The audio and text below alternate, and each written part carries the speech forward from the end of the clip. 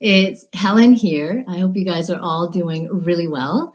I just wanted to get on here and share a brain bite with you. And if you don't know what a brain bite is, or you haven't watched my other videos, then a brain bite is a small chunk of digestible information that I hope inspires some new thoughts and ideas and behaviors in you, and that lead to more joy and happiness in your life. And I do these because I want to help people live the most extraordinary lives that they were meant to live. And I thought that these Facebook Lives, it was a great way for me to learn forward some information and knowledge that I have. So today's Brain Bite is all around gratitude and acknowledgement. So I'll start with gratitude. What is it? It's being thankful. And the attitude of gratitude is having the mindset of being thankful and appreciative of all the things and all parts of your life on a consistent and regular basis for all things big and small. And when you have that abundant thinking, then you focus on the things that you do have rather than on the things that you don't have. And when you focus on what you do have and you love everything that you have in your life, then that opens you up to receiving more of what you want, right? It just opens you wide open to receiving more goodness, right? Because there's an abundance of goodness that's on offer to you out there and in the universe. So when you know you already have what you want and what you need, then everything else is just a cherry on top. It's icing on the cake. It's extra and it's bonus, right? When you focus on the things that you don't have and all the things you don't love about yourself, that's the perfect strategy to open yourself up to receiving more of that, right?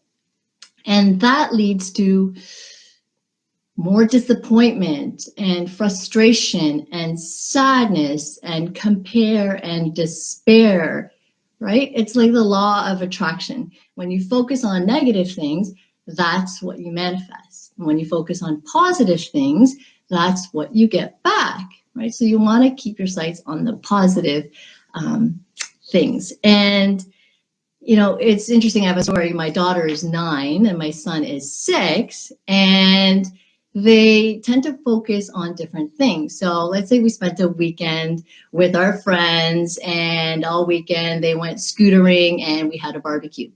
Later on at the end of the weekend, when we reflect back, my daughter might say, oh my God, that was so much fun to see our friends, and I loved scootering on the street, and the food was so delicious.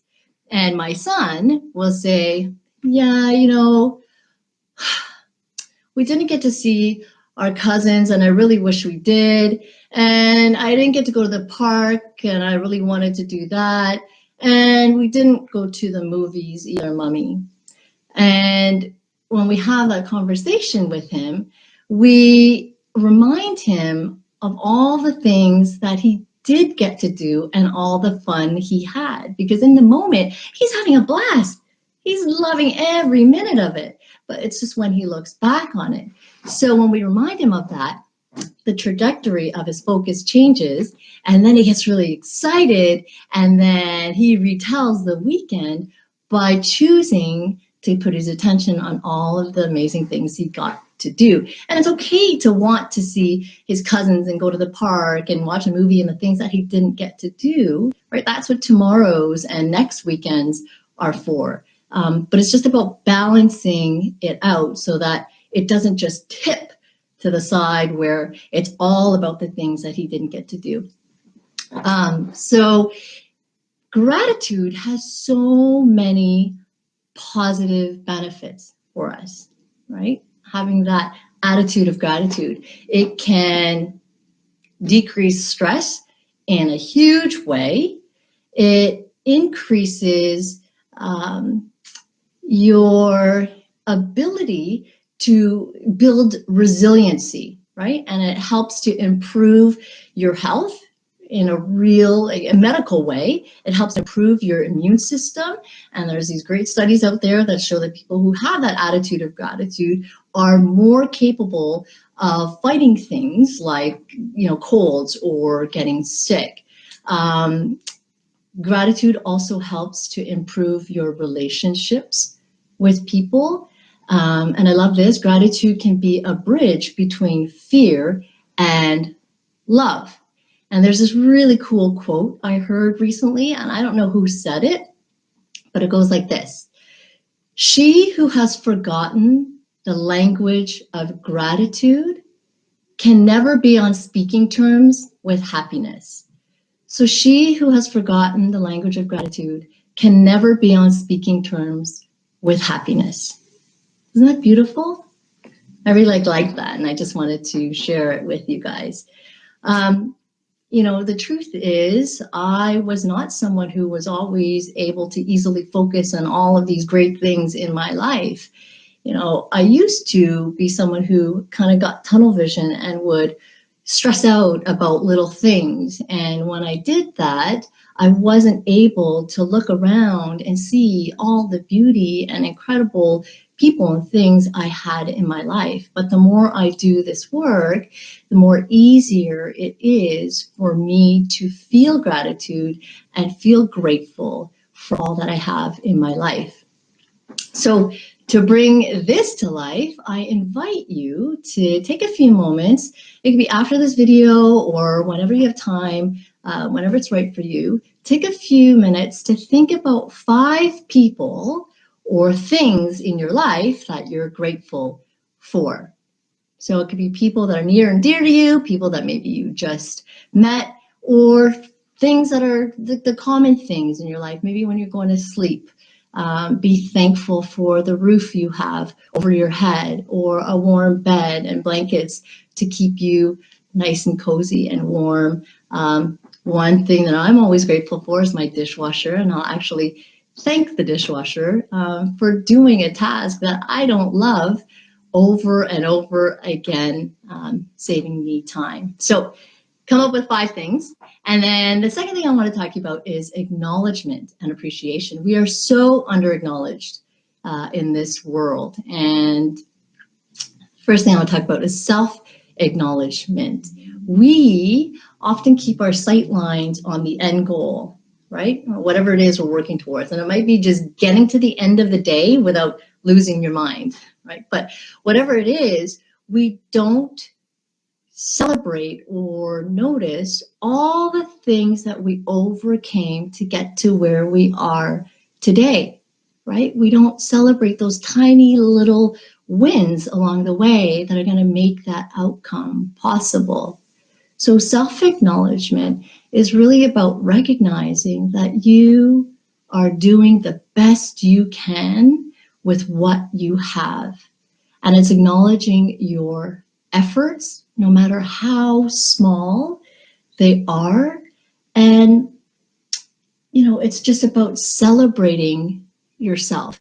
And self-acknowledgement does a whole lot of good things. It improves your confidence, your energy, your happiness, your momentum, your joy, productivity. Like, it just does so many good things for you, your health, and your brain, right? So for self-acknowledgement, just, I invite you to take another few moments and think about something that's going really well in either your body, your health, or your life, and just something that you did in terms of the efforts that you made.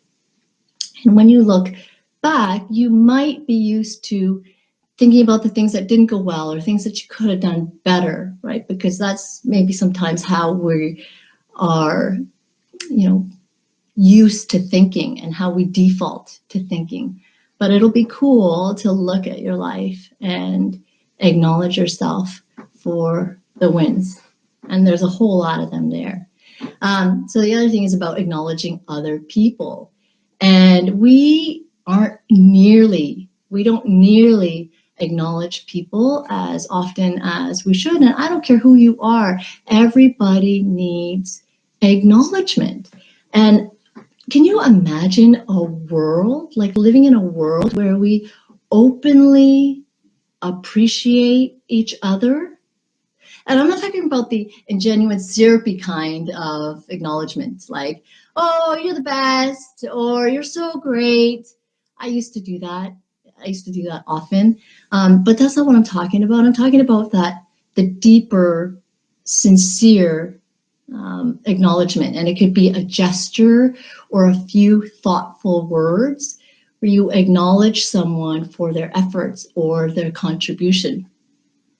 And I invite you to take a moment to think about someone in your life who you have recently noticed has done something well.